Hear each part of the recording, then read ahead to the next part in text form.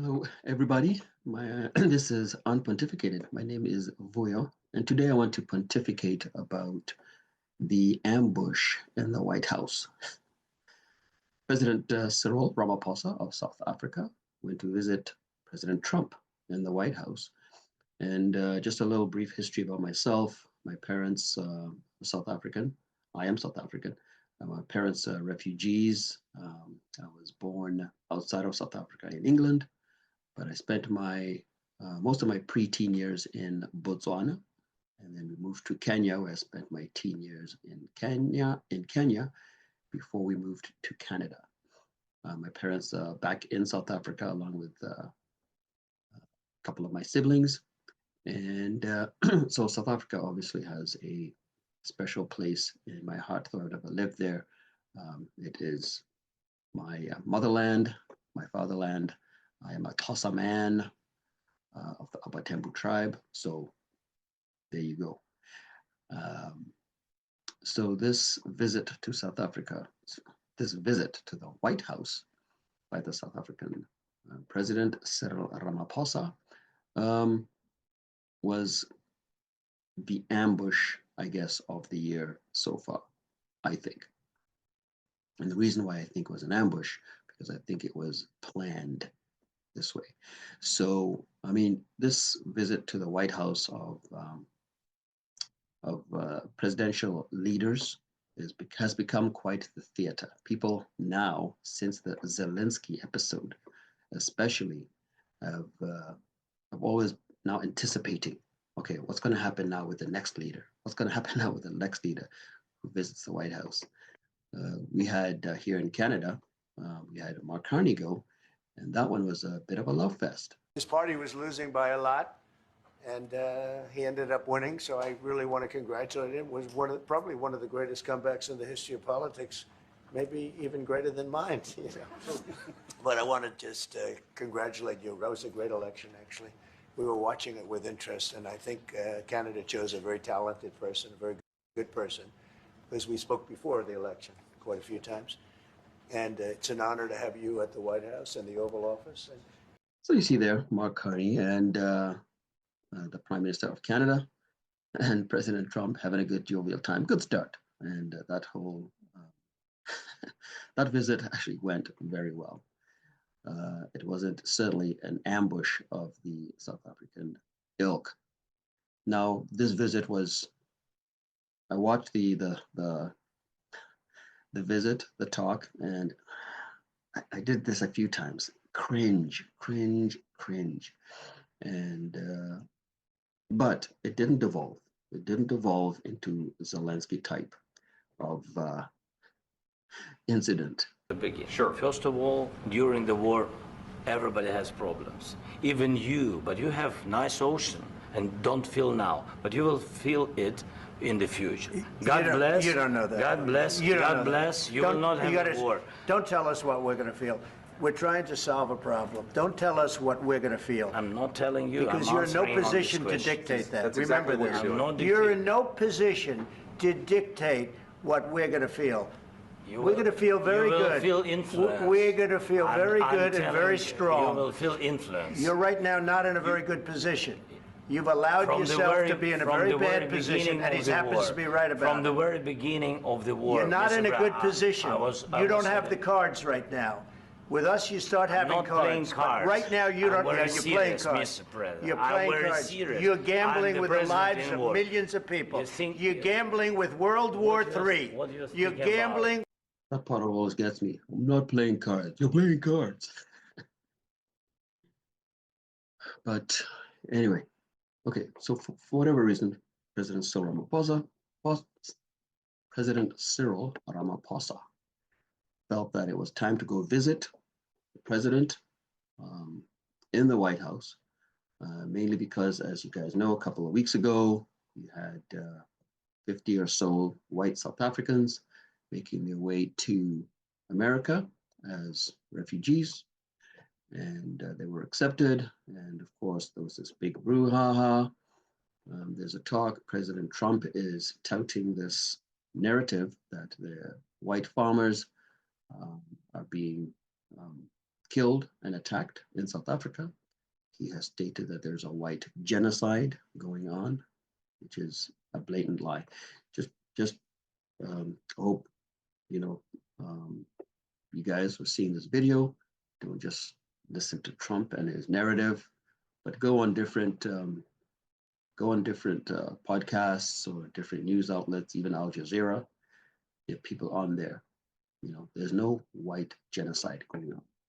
There's no South African law just saying you can blatantly go and take someone's land without compensation. There's some nuances to the law that is in Parliament or to the law. We're talking about land that has not been used, land that is just there.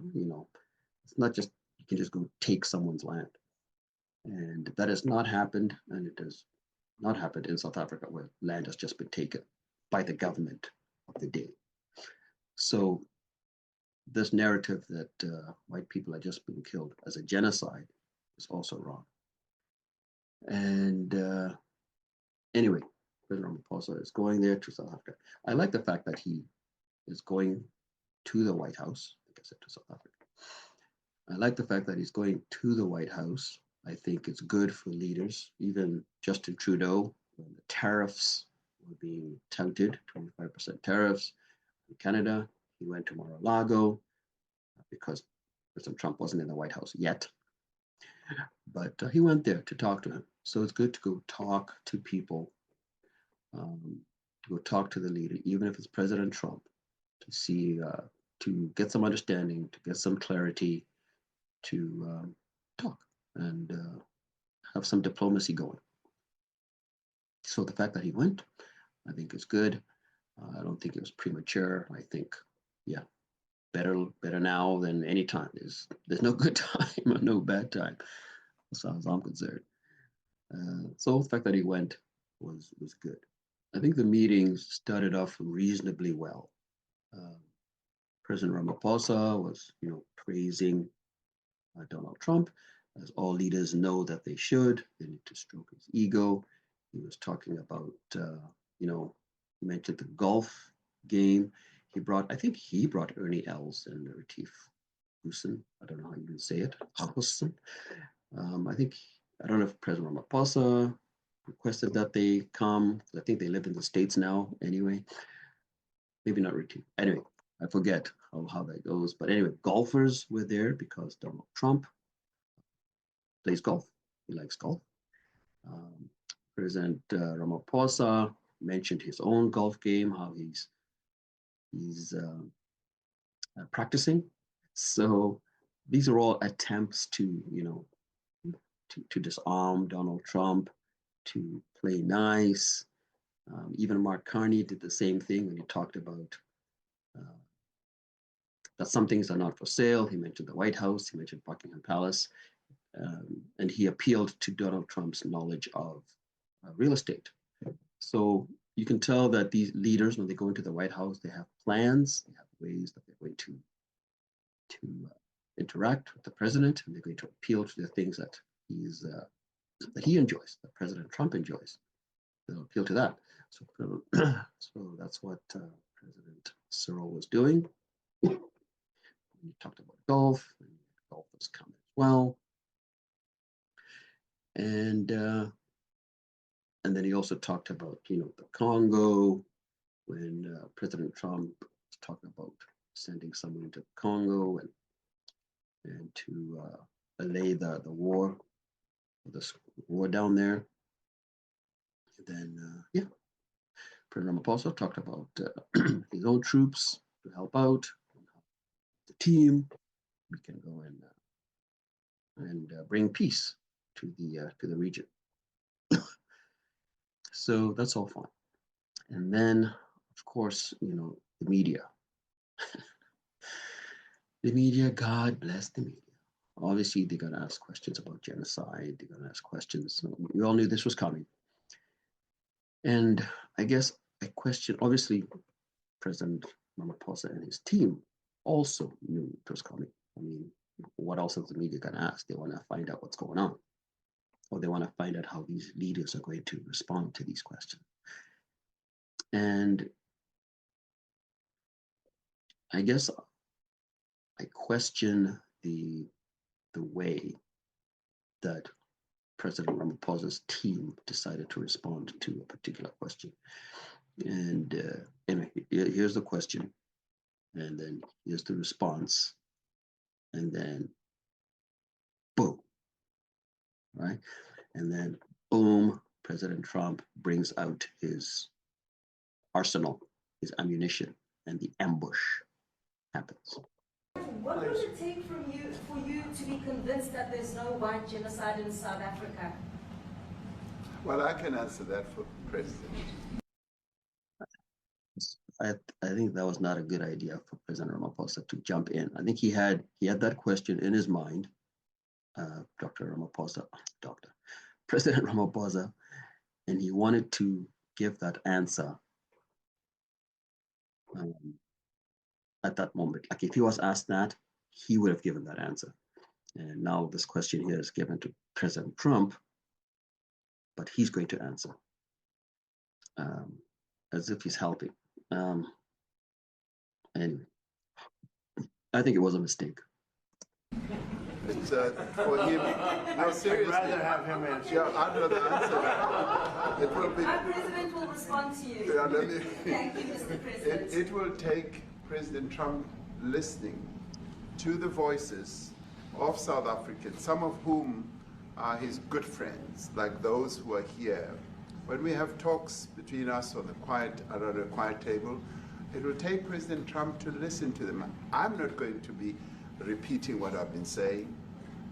I would say if there was Afrikaner farmer genocide, I can bet you these three gentlemen would not be here, including my Minister of Agriculture.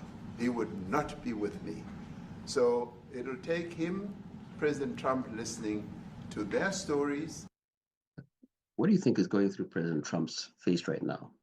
This African leader is coming into my house and telling me that I need to listen to the voices, as if I'm not listening. Like, do you know who I am? Like, you know, I mean, I think this response, he should have just kept his mouth shut, listened to what President Trump would have said to that question. I think we all know what he would have said, and then responded to that.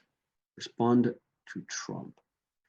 I don't know why he thought this preemptive strike would work. It didn't work. To their perspective. That is the answer to your question. But, Mr. President, I must say that we have, no. Boom. Wait. We have thousands of stories talking about it. Sure. And we have documentaries, we have news stories, and that. Is Natalie here? Somebody here to turn that? I could show you a couple of things, and I have to, it has to be responded to. Yeah, sure. Let me see the articles, please, if you would, and turn the lights down, and just put this on. It's right behind you. I read a CNN article which stated that some White House aides were wheeling in before the meeting, were wheeling in TVs and video. I don't know if it was video.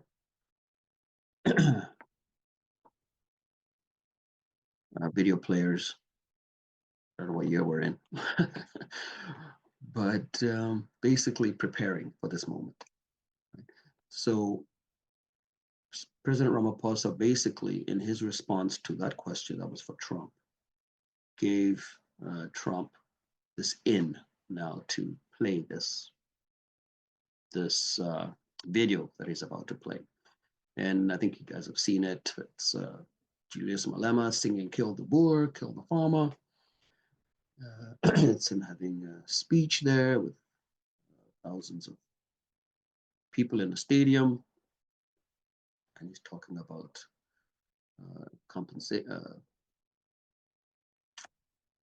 he's talking about taking farmlands without compensation. That's the word again. But so this is an ambush. So this was planned. Now, I think it probably would have been played anyway. I think Donald Trump probably would have found a way in because to play it because it was there, right? But what if he didn't have a way in, so he decided not to play it? Maybe I'm being naive. I think he would have played it because it's Trump. But now the way it happened, it looked like he was played in a response to something that Cyril Ramaphosa said, to a question that Trump was given. Let's say, for instance, that question was given, and Donald Trump just answered it, and so Ramaposa said nothing. Now,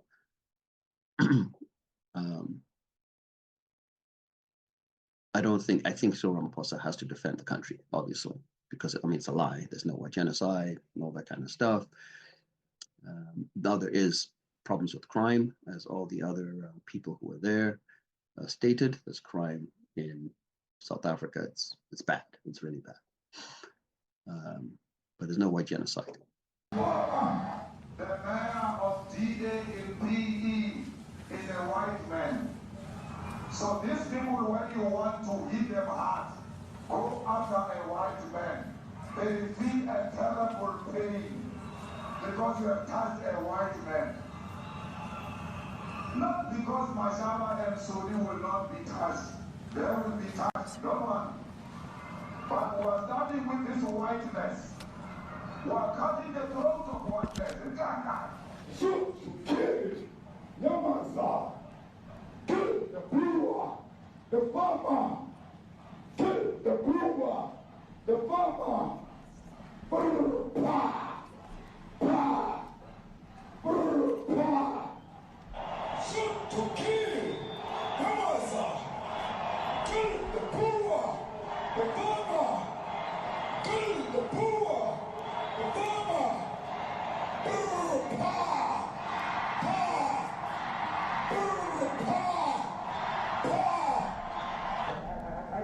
We will expropriate land without compensation, whether they like it or not. If they object, they can seek a refugee in America.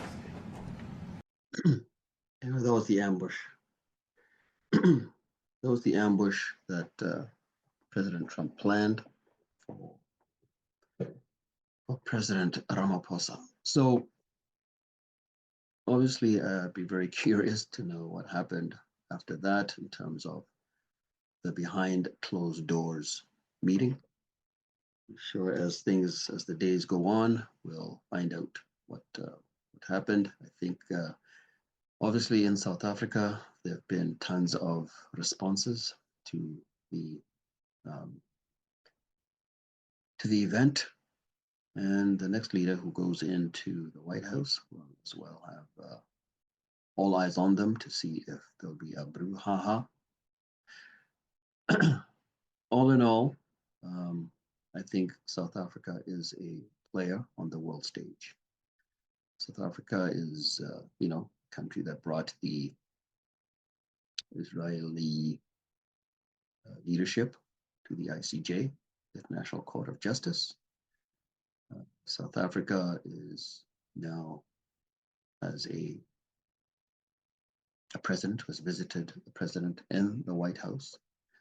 And I don't think that's, any mistake. South Africa is being watched. They're a player. This is not a small country with no respect. I think one other reason why Donald Trump wanted South Africa in the White House, or welcomed, so to speak, is because China is in South Africa. South Africa is making some, or China is making some inroads into South Africa, and South Africa has, you have the ports down there in the Indian and Atlantic Ocean. And they're becoming a main waterway, especially with the trouble that's going on in the Middle East. Ships may have to go around South Africa.